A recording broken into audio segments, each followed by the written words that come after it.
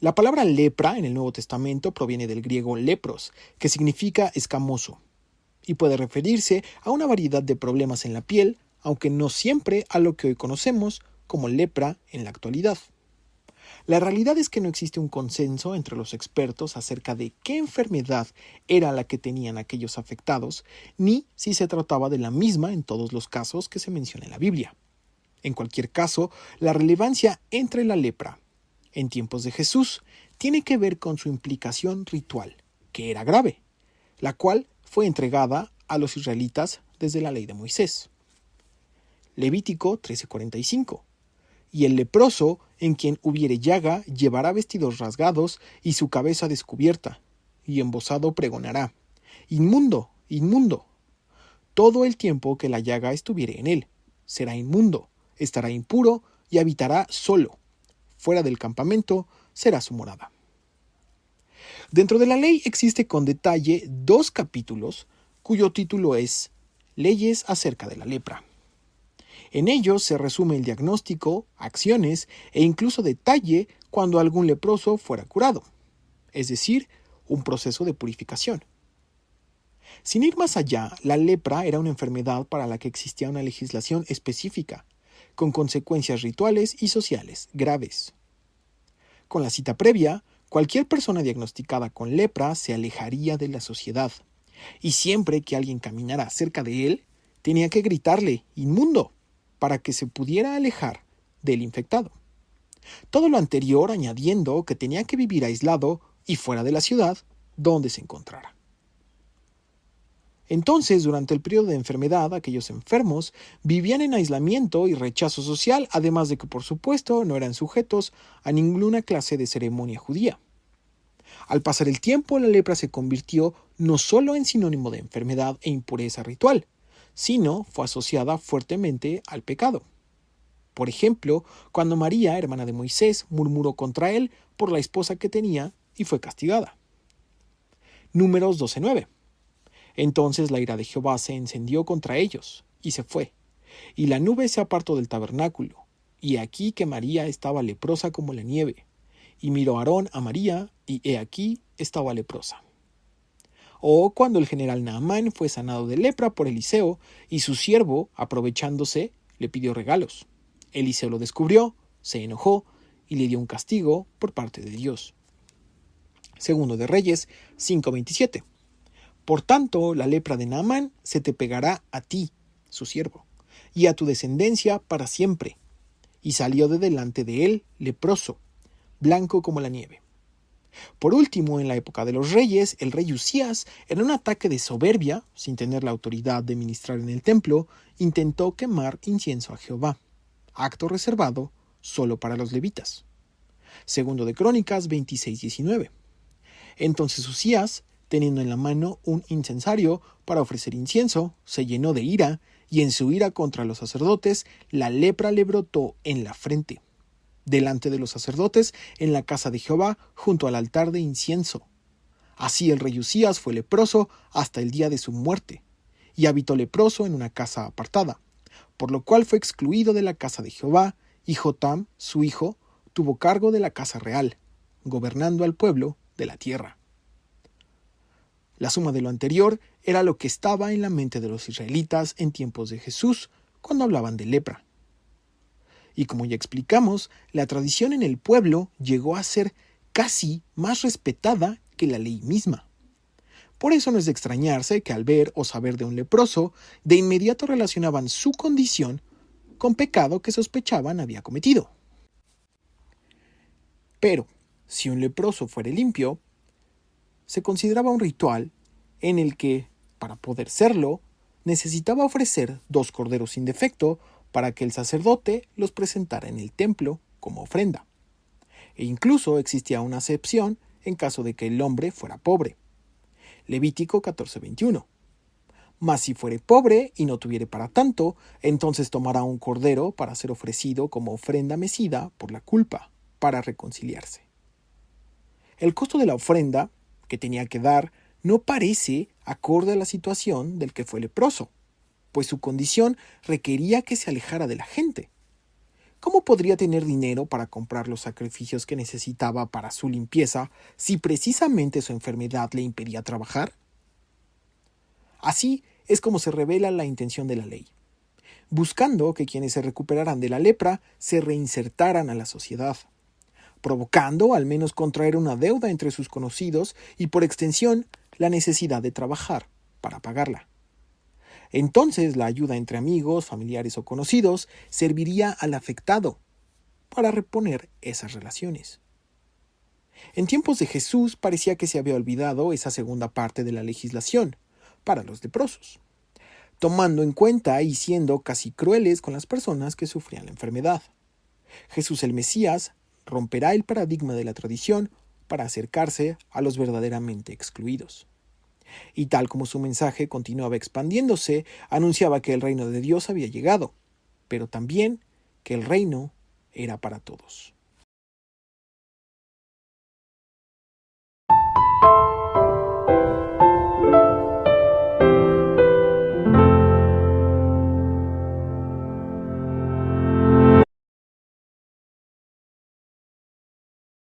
Marcos 1:32. Cuando llegó la noche, luego que el sol se puso, le trajeron todos los que tenían enfermedades y a los endemoniados. Y toda la ciudad se agolpó a la puerta, y sanó a muchos que estaban enfermos de diversas enfermedades, y echó fuera muchos demonios, y no dejaba hablar a los demonios, porque le conocían. El día que Jesús estuvo en la sinagoga y liberó al hombre que comenzó a gritarle, acudió a casa de Pedro y sanó a su suegra.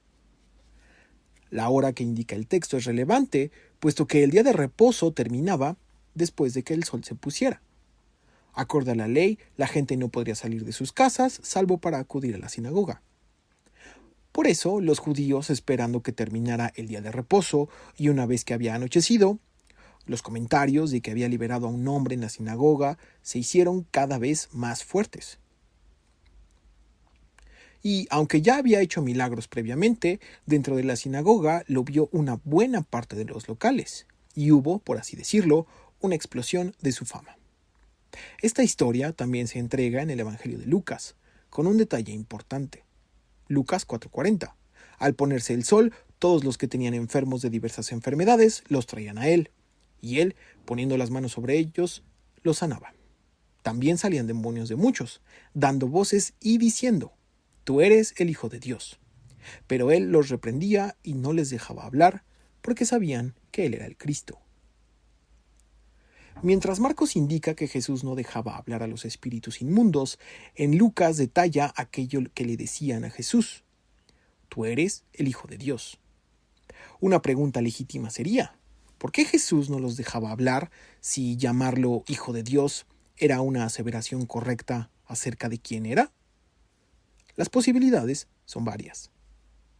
La revelación acerca de quién era él correspondía solo a Jesús, quien a través de sus enseñanzas les declaraba a los que escuchaban que era el Hijo de Dios. Y si esa declaración provenía de espíritus antagonistas cuyo objetivo era dañar a los humanos, la fuente de revelación no habría sido la adecuada. Su divulgación como Mesías fue progresiva. Aunque había hecho declaraciones lo suficientemente escandalosas antes, sus actos fueron en aumento, llegando a la cúspide, podríamos decir, cuando sucedió su evento con Lázaro. Por último, y aunque lo abordaremos posteriormente, Jesús le pedirá a muchos de los que sanaba que guardaran silencio. Y el escándalo de los espíritus que poseían personas eran justo lo opuesto. Marcos 1:35.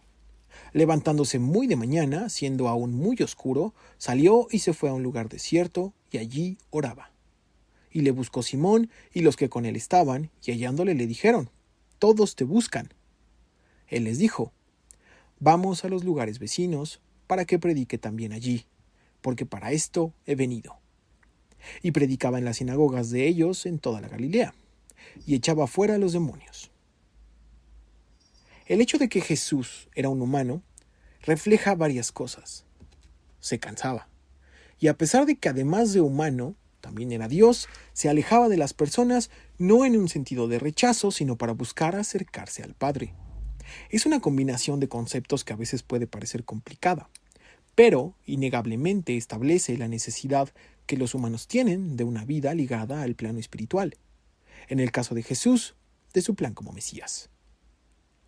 Cuando dice, vamos a los lugares vecinos para que predique también allí, porque para esto he venido, es una declaración que puede tener múltiples significados.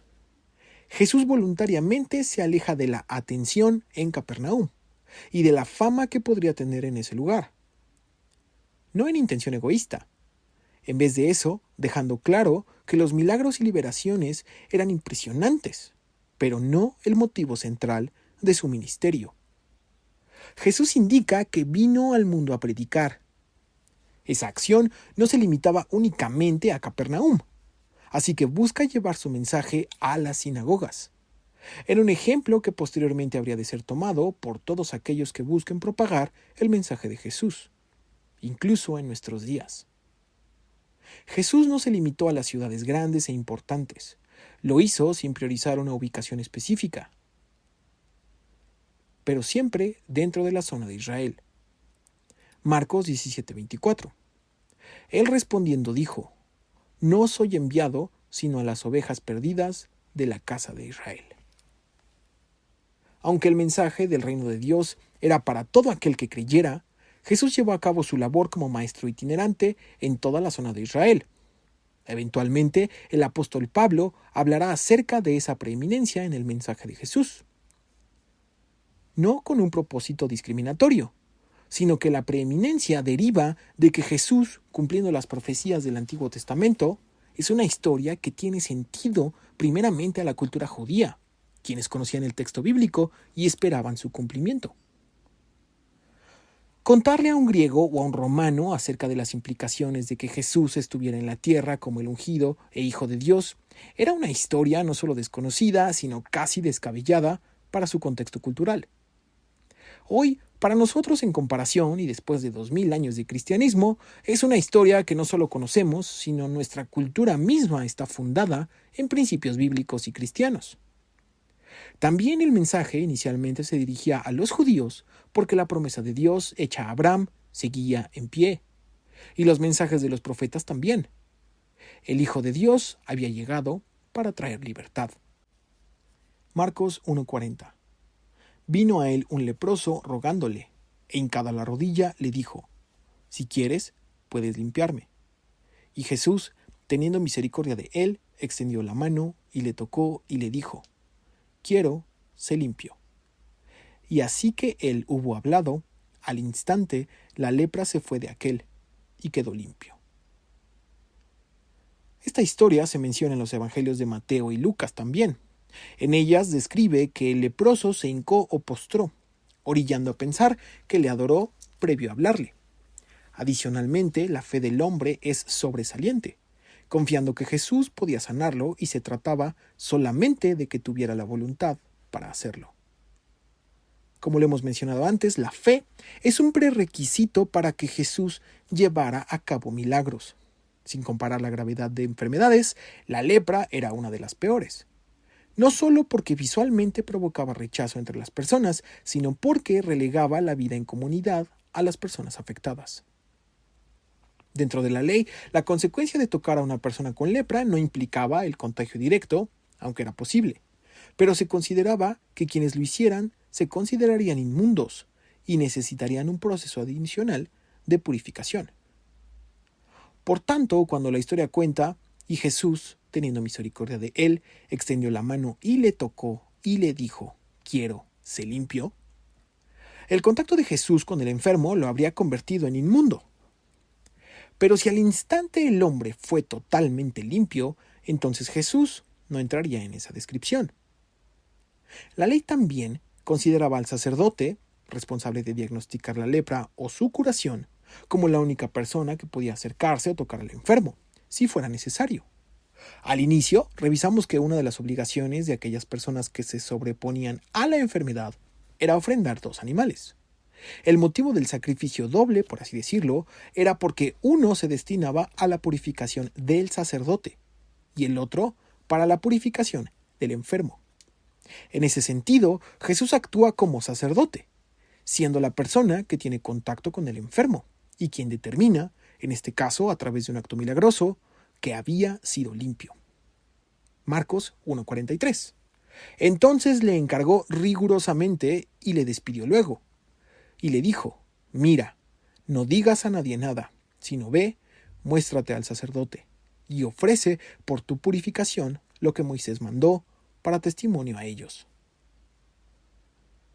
Previamente establecimos que existía un proceso ritual para la declaración de limpieza del enfermo, y Jesús sabía que el reingreso de un leproso a la vida cotidiana de la sociedad judía era improbable, casi imposible. Su milagro no requería aprobación de los sacerdotes. A final de cuentas, Jesús nunca hizo un milagro a medias. Enviar al hombre con los sacerdotes lo hacía para que existiera evidencia de que Jesús no había llegado a violar la ley, sino que la cumplía porque era ley. Y también conociendo que su generación le daba tanta importancia al ritual. Como ya dijimos, a veces tanto más que a la ley misma. Hasta cierto punto le hacía un favor para que en el futuro, no obstante, aunque vieran su rostro totalmente limpio, no tuviera críticas o quejas de aquellos que dudaran del milagro de Jesús. Marcos 1:45. Pero él comenzó a publicarlo mucho y a divulgar el hecho, de manera que ya Jesús no podía entrar abiertamente en la ciudad, sino que se quedaba fuera en los lugares desiertos y venían a él de todas partes. A partir de este momento, Jesús dirá y hará cosas aparentemente contradictorias. En este caso, si la misión de Jesús era predicar el reino de Dios, ¿cuál sería el problema en que el sujeto del milagro lo divulgara? Varias respuestas emergen de esa pregunta, entre ellas algunas con gran peso. La labor de Jesús no era hacer milagros, sino predicar las buenas nuevas, el evangelio en el que Dios cumplía las promesas de liberación para todos aquellos que creyeran en él. Pero también las consecuencias políticas que tendrían la fama exacerbada de un judío en tiempos de ocupación romana. Las profecías que los judíos tenían en la mente cuando surgía la conversación del Mesías se referían a aquel ungido de Dios listo para gobernar y castigar a los impíos. Entonces, si Jesús hacía de su misión solo mostrar milagros o actos sobrenaturales, la atención que recibiría en consecuencia lo haría alrededor de las maravillas y no de su mensaje. A nivel narrativo, Jesús necesitaba tiempo para esparcir su mensaje, llamar a la gente al arrepentimiento y hacerles saber que el Hijo de Dios había llegado.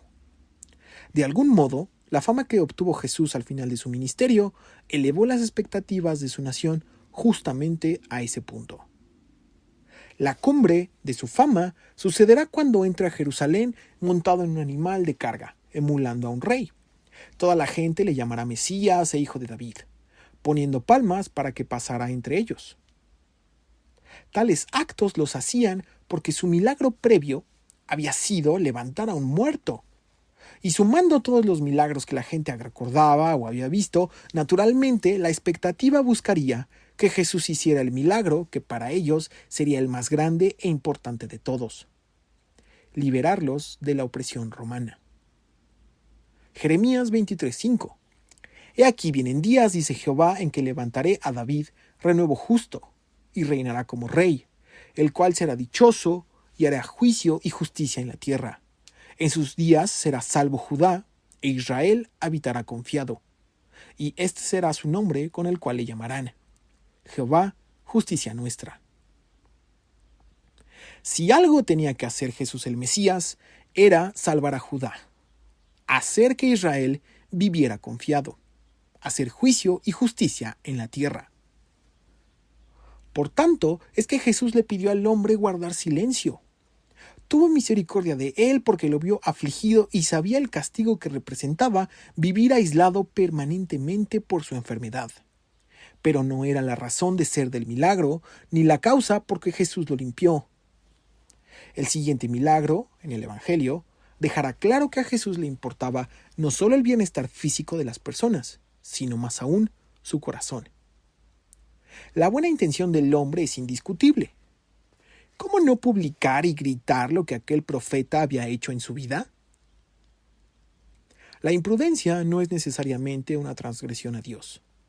Las consecuencias de ser imprudente en la mayoría de los casos recaen sobre el imprudente, sin que eso constituya un pecado o algo similar. En este caso, la imprudencia del hombre, a quien podríamos llamarle desobediente a la instrucción de Jesús, quien lo sanó, también lo afectó. Su fama como maestro o profeta que ejercía milagros le impedía entregar su mensaje. En vista de que aquellos que iban a buscarlo eran tantos, se hacía alboroto tan solo al verlo. Alejarse de las zonas habitadas provocaba que quienes lo buscaran lo hicieran sin oposición. La tradición indica que el primer capítulo de Marcos, que estamos terminando, abarca el primer año de ministerio de Jesús y lo presenta como Jesús trabajador, que no se detiene en enseñar ni hacer milagros, constantemente se encuentra operando. También en este primer capítulo, Jesús no ha encontrado oposición de los líderes religiosos, precisamente porque su fama no había llegado a lugares de alta influencia. Y coincide con la narrativa de Natanael cuando le dijeron que habían encontrado al Mesías. Juan 1:45. Felipe halló a Natanael y le dijo: hemos hallado a aquel de quien escribió Moisés en la ley, así como los profetas, a Jesús, el hijo de José, de Nazaret, aldea de Galilea. Natanael le dijo: ¿de Nazaret puede salir algo de bueno? Le dijo Felipe: ven y ve. El mosaico del contexto de los judíos en tiempos de Jesús comienza a establecerse, pero entre más se revela Jesús como el Hijo de Dios, también más preguntas comienzan a surgir entre aquellos escépticos a sus enseñanzas y actos. El límite poco a poco se alcanzará, y será insostenible, al menos para los líderes religiosos, que Jesús predique del reino de Dios y en el proceso queden en ridículo por sus actos. En el primer capítulo, Jesús el Mesías tuvo oposición espiritual y de sus vecinos en Nazaret. Conforme su fama crezca, la oposición será de quienes en teoría debían educar a la gente. Aún así, si los espíritus opuestos a Dios reconocían a Jesús como un ser divino, todas las personas, sin importar su jerarquía o importancia, verán lo mismo. Algunos en su necedad lo negarán, y otros con fe y creyendo en Jesús y su mensaje, le dirán de frente: tú eres el Hijo de Dios.